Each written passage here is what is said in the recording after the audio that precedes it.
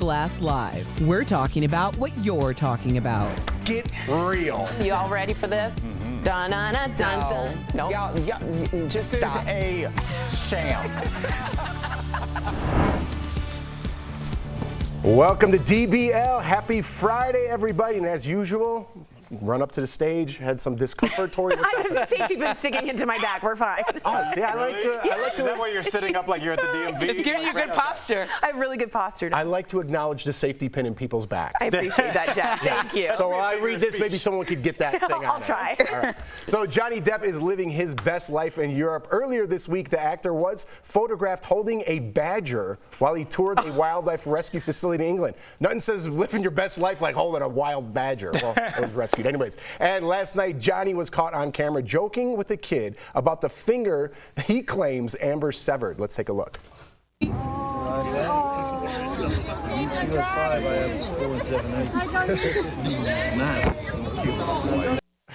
Wow.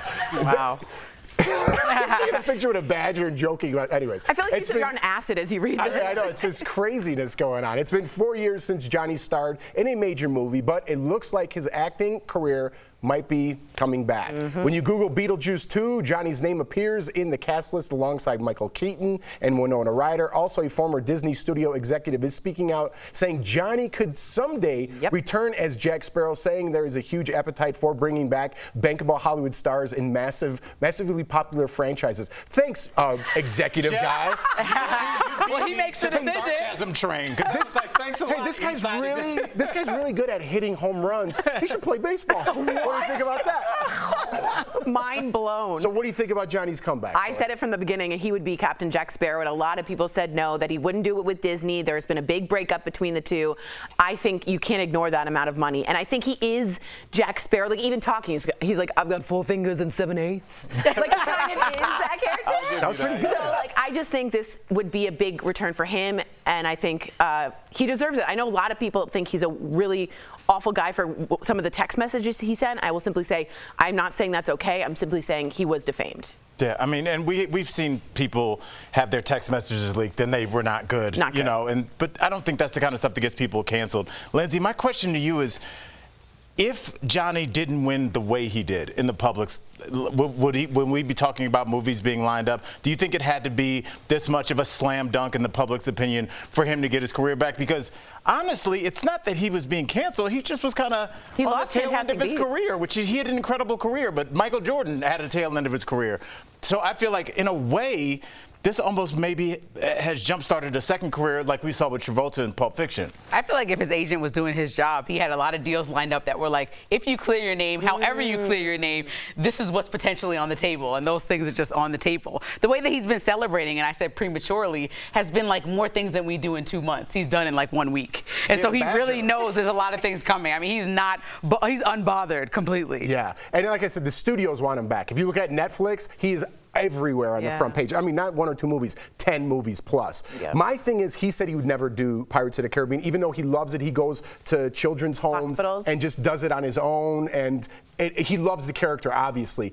But it's got to be heartbreaking when you love something so much, and these people who say, we love you too, this drop of a hat, they cancel you, and they're saying, no more Pirates for you, no more, actually, we're pulling you from this movie. That's business, right? There's no friendship in this business, and I learned that the hard way as well. Disney is a huge company, you know what I mean? They got to protect themselves if there's these allegations. That's fine, protect yourself. But guess what? If you cross me, I never have your back again. I'm not making you $1 more. So you want Disney to die on the sword for one person? No. Johnny Depp's pride might make Captain Jack Sparrow die on the sword. Until pride, the only thing that beats pride is zeros. And I think after you keep adding zeros, okay, so what's the number? Yeah. But if I was good, like Johnny Depp, I'm sure he's good, I wouldn't go back to that studio and do the thing that made them all that money when you turned your back on me. I have more I have too much pride to a fault. And I would say, you guys did me wrong. I'm never doing it. I won't even bring you a coffee. But is that cutting off your nose to spite your pirate face? Absolutely. Yeah. And that's my problem. My pirate face. Your pirate face is your problem. I've always said your face is the problem. Wow, you went right to the source. Yeah, that I was said so- pirate face. It's just adding it. You made it literal. I'm sorry. I like the attack. I thought that was a good one. Sorry, Tori, that was great. Thank you so much. So the Queen's Jubilee's up. So Queen Elizabeth's Platinum Jubilee is lit. Wow. Yeah, don't worry. Listen, just stick with me here. Okay. Yesterday, she had a special dual beacon lighting ceremony with her grandson, Prince William. With the push of a button, she set off a chain of lights that led to a beacon outside Buckingham Palace. The beacon, if I say beacon again, you're allowed to punch me, takes the form of a 70-foot tall sculpture in honor of her 70 years on the throne. Are they starting an EDM festival? It feels like Coachella. How is everybody not on something? Right, Yeah. right. So the Queen chose not to attend today's church service after experiencing discomfort after yesterday's parade, but that's not what social media is talking about. Today is all about the brothers, okay? Harry and Meghan made their first public appearance while attending the service of Thanksgiving. Prince William and Kate were also there, but it doesn't look like the couples were on good terms. Take a look at where they sat during the service. They are on completely different sides of the aisle, literally. Apparently, British citizens have picked their sides as well. Take a look at what happened when Meghan and Harry were outside the church.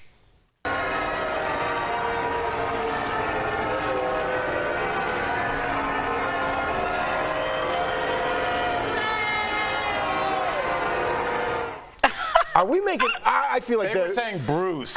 Like Bruce is a famous. Yeah. I feel like people are making too much of this. You feel like there's a lot of drama? I have this whole thing, like, I think Meghan and Harry are like on some Beyonce and Jay-Z time. Like, they just pop out to the big London events. They do Netflix specials. You don't really hear from them.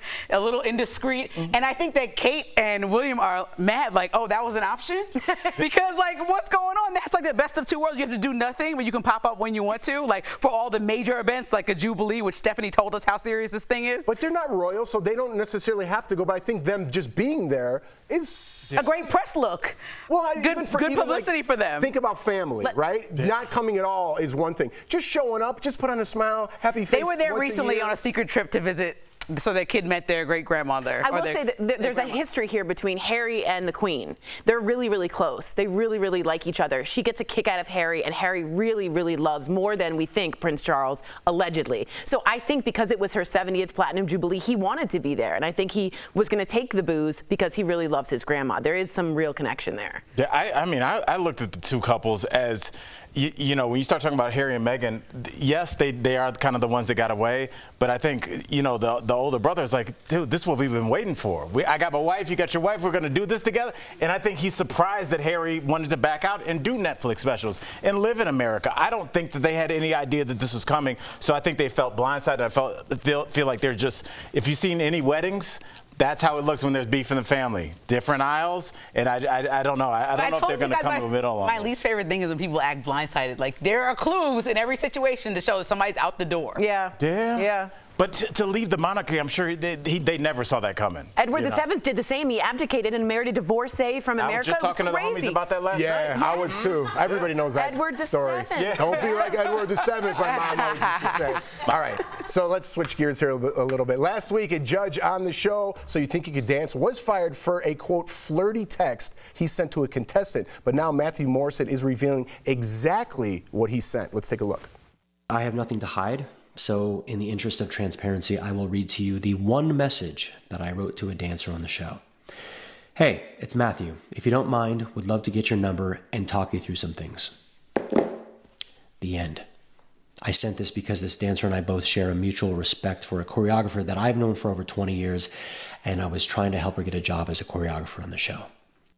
So he went on to talk about cancel culture and how gossip can destroy a life. Apparently, the show does have a no contact rule in the judge's contract, and ET is reporting that Matthew didn't know about it. He also was on a similar show overseas where he could contact the contestants, right? So there's a little confusion there. The time he sent that text is a little confusion that they're all alleged to. But we always disagree about cancel culture. Do you believe he should have been thrown off the show as a judge for one text message?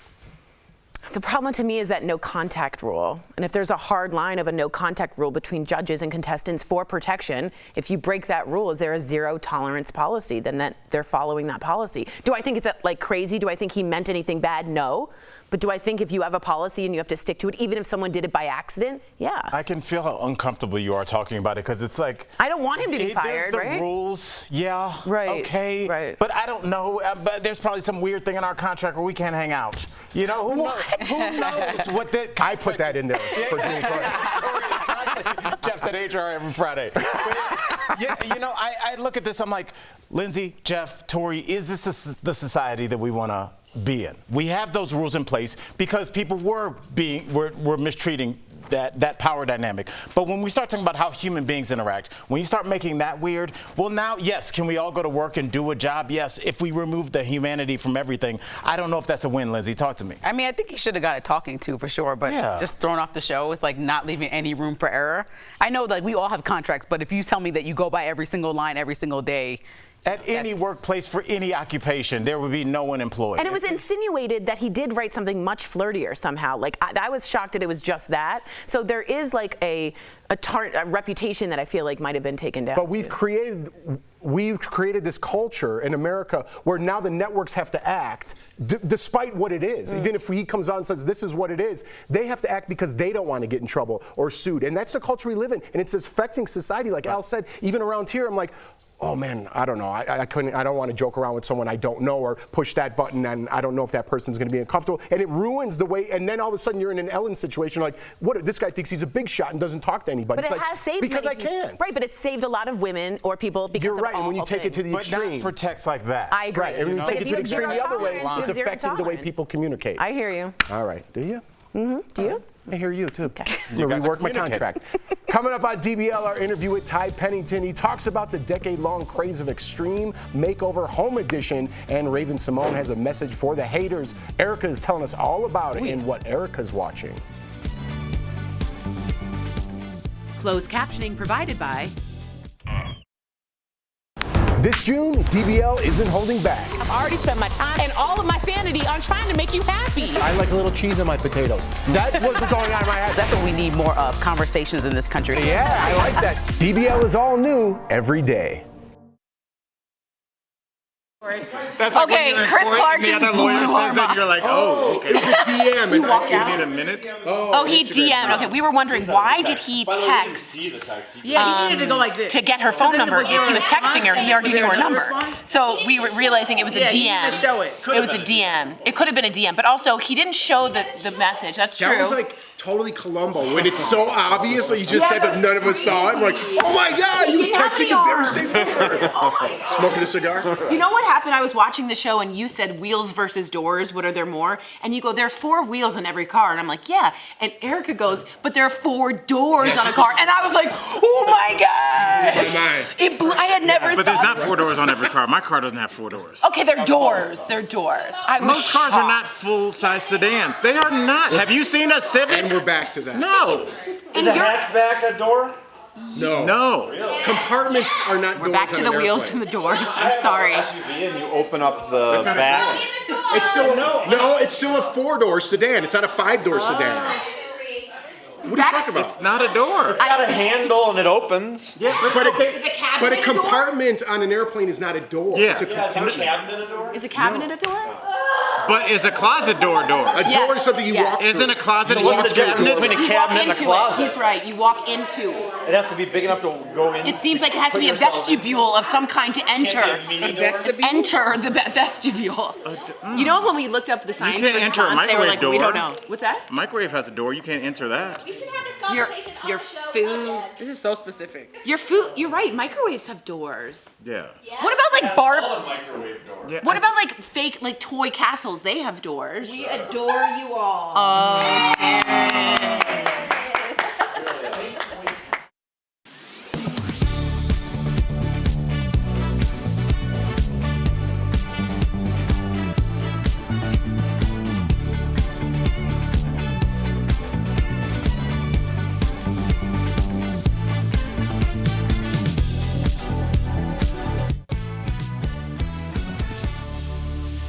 Madonna and her son are serving up fashion. Anita Baker gets a second chance. And have you seen Raven Simone's glow up? All in this week's What Erica's Watching.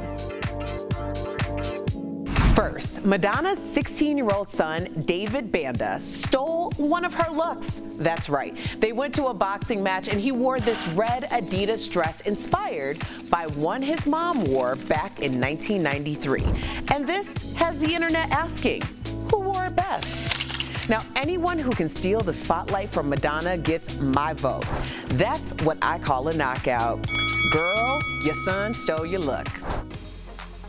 Next, now that Anita Baker's regained control over her master, she's back with a sold-out Vegas show. Recently, she shouted out Chance the Rapper, who helped make it all possible. Check out this sweet love. Would you guys say hello to a friend of mine by way of the music industry and by way of helping me? Yes. Helping me to get a hold and ownership of my master recording. Yeah. Mr. Chance the Rapper is right there. Now, if Chance didn't step up when he did, we would have had to continue to boycott her music online. And I would not have let that happen because, you know, I'm also a Swiftie and we would have shut this down. And finally, Raven-Symoné is shutting down haters. She posted this on TikTok to all the trolls with negative comments.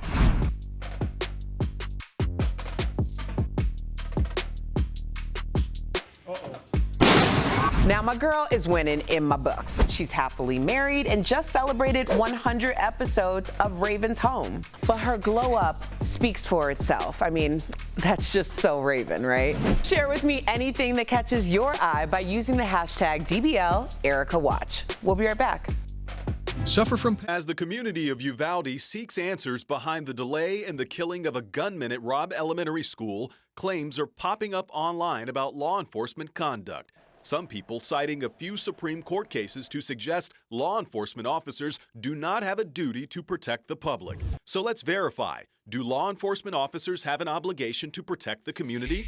Our sources: David Skolansky, a professor at Stanford Law School, Lieutenant James May with the Union County Sheriff's Office, and the Supreme Court case DeShaney versus Winnebago. In the DeShaney versus Winnebago case, a mother sued her local Department of Social Services, alleging they failed to protect her son from his abusive father despite repeated complaints. The Supreme Court said that police departments and local governments don't owe duties to protect two particular individuals. They owe a duty to the public to protect. But that means that as a community, we have a right for the police to protect us. Skolansky says the court's decision didn't rule on the conduct of officers, but rather what consequences officers may face. As a general matter, those individuals cannot sue for compensation, and their families can't sue for compensation. That's different from saying that police departments don't have a duty to protect people. The Supreme Court did not say that police departments lack any duty to protect people. Lieutenant James May says each law enforcement officer takes an oath to protect the public from serious harm or death. They put their hand on a Bible and they swear that they're going to live up to an oath that they have agreed to sign on and uphold. We take that oath very seriously, and that oath includes responding to people in need. So we can verify, yes, law enforcement officers have an obligation to protect the community. He's one of the most memorable personalities on TV. He's been on your screen for more than 2 decades, famously known for shouting, "What's that? Move that bus!" Check out our fun interview with Ty Pennington. So Ty, I've been telling my co-hosts here, I'm obsessed with your Instagram. You're hilarious. I love like the hip thrust all the time. What is happening in this video? Oh, that's falling in love with a canine. That's what that is. Yeah, it's amazing. Like I've got a whole new wife and a whole new puppy, and that's just puppy love. That's also me just trying to look really good in a velour jumpsuit. Hey, if that's what you're trying to do, you nailed it. You nailed it. So Ty, we got to talk about Extreme Home Makeover Edition. That show reigned supreme for over a decade. Now I got to know, you run into red, Ty. You're a high energy guy. Do you ever take a sick day? You know what's crazy is I think when that show ran for 10 years, basically, you're right, a decade, I never had a sick day. In fact, the only sort of, person to ever sort of step in for me was Kermit the Frog, because I was doing so many shows. Back then, you did like 25 episodes a year, which means you had like a week off from this. Anyway, it's a long story. But it was amazing that Kermit filled in for me because we were doing these hurricane specials too. And I couldn't, my brain was just so like tired that I couldn't remember the names of the families or the people on the bus, and they're like, okay, Paul, that's it. But I never had a sick day. Like, it's crazy, but it was, I think that show, I think Extreme was probably one of the greatest television shows ever to exist, because as you guys all know, entertainment is entertainment, but when you actually at the end of the day really do change someone's life, it's a whole different ball game. And that's probably why I just kept doing it every day, every week, and I was doing 2 at the same time. So even Ryan Seacrest said, you know, you're the busiest man in show business. Whoa. But that would be James Brown, but he would, I mean, Ryan would know, you know, Ryan would know. Right. So after Extreme Makeover came to an end, what kind of things did you do as someone, because you described that schedule, I don't know if people understand how much of an adjustment that is to get back to just normal society after something like that comes to an end. Yeah, it was interesting because it was so, I mean, it was just every bit of your life, but it wasn't just my life too. I mean, you have to understand, like, everybody that was part of that circus. And by the way, we had people that would like volunteer to paint a house in Seattle, and they would follow us to Kansas to do the next one. So we had like sort of like deadhead groupies that were all about paying it forward. So it was amazing. We had a whole family of people that wanted to do positive things. I think you just sort of needed time to reset. And then, of course, I started doing all the things that I've been waiting to do, like build my own house. And it took a lot longer than a week to build my own. But yeah, I mean, you know, that's what you do. You finally start doing all those things you didn't do for 10 years that you had on your list. Now, we have to talk before we let you go. We got to talk about Battle on the Beach. Were there any ideas on the show that even you thought were crazy or just too much? Well, I mean, look, I come from a background of, like, let's face it, Trading Spaces, which was like, what have you done to my kitchen? So I love crazy, but I love, you know, pushing the envelope. And I have to say, this season has been great because it's just so competitive. But what I love about this season is I really had to be the mentor in the sense that I couldn't just sort of save the day, just like, because it's not fair to just say, like, this is how we're going to go because it's my idea. You know, like I was a creative guy who went to art school, and somebody gave me a chance, and I remember them letting me just sort of show my creativity. And without that, you never find your confidence, you never find yourself. And so I didn't want to be the kind of designers who were like, look, you guys, you know, you've got to listen to what I'm saying, whatever. I wanted them to sort of take it as far as they could too, and sometimes that worked out well, and sometimes it didn't. We're gonna have to wait and see. I can't wait. Ty, what a pleasure. DBL Nation, make sure to check out season 2 of Battle on the Beach, premiering June 5th on HGTV. We'll be right back. Thank you so much, Thanks, Ty. Thanks, guys. Promotional consideration is brought to you by... Of all the common tick-borne illnesses, Lyme disease can cause some of the most painful problems, even brain damage, if not treated early. There's no vaccine for Lyme, and by the time you might notice the signature bullseye rash, it's too late to prevent. So viewer Kathleen asked, is it true a single dose of the medicine doxycycline can prevent Lyme disease? The answer is yes. Our sources are the CDC, the North Carolina Cooperative Extension, Dr. Cynthia Snyder, infectious diseases physician with Cone Health, and a study published in the New England Journal of Medicine. The New England Journal study concluded a single dose of doxycycline can reduce the risk of developing Lyme by up to 87% if taken promptly. The CDC agrees doxycycline is effective. It says the benefits outweigh any risks if the estimated time of tick attachment is 36 or more hours, and the medicine can start within 72 hours of tick removal. The CDC deems it safe for both adults and children in different doses, but Snyder does not routinely prescribe it for every tick bite. It's really, that recommendation is for in areas that are are endemic to Lyme disease.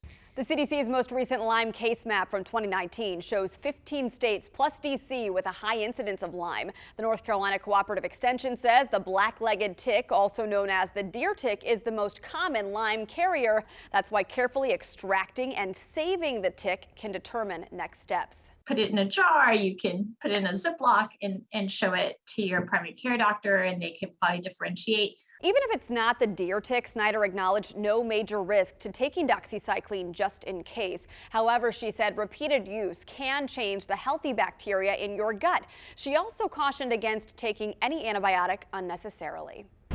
In conclusion, we verified, yes, a single dose of doxycycline can help prevent Lyme disease if taken soon after the tick bite. But a doctor might not find it necessary to prescribe unless you live in or travel to an area where Lyme is common. And with all this in mind, experts agree the best Lyme disease prevention isn't a pill. It's wearing deep, covering up, and checking both your skin and your pet's fur this summer. With your Verify, I'm Megan Malaris. Expect to pay more for summer camp this year. Let's connect the dots. According to the American Camp Association, the average cost of day camp has more than doubled from $76 last year to $178 this year. And sleepaway camp has tripled up to $449 a day. A lot of this can be blamed on inflation. The president of the American Camp Association told Yahoo Finance News everything from labor costs, food, supplies, and COVID safety precautions are costing more for summer camps. All this after a tough couple of years for camps. In 2020, only about 20% were in operation thanks to the pandemic. Last summer, about 2/3 of camps were open. While more are expected to be open this year, it could still be tough to find a camp that fits your budget. And that is Connecting the Dots.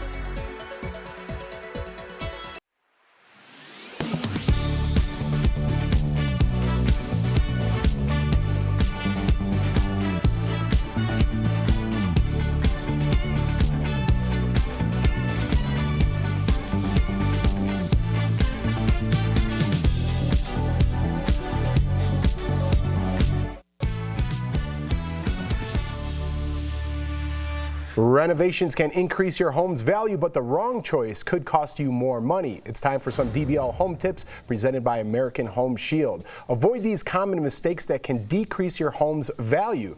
Don't get too personal with custom features that don't apply to the average buyer. Next, adding more living space by converting your garage can decrease your home's value if you live in a cold climate. And avoid adding bright siding and doors. Instead, add colors with flowers and plants. And remember, an American Home Shield home warranty plan helps cover many things homeowners insurance leaves out, like breakdowns of major components of home systems and appliances, so you can rest easy knowing you're ready for whatever breakdown strikes next. Visit ahs.com to find a plan that's right for you. That's right. Nice job. Credits.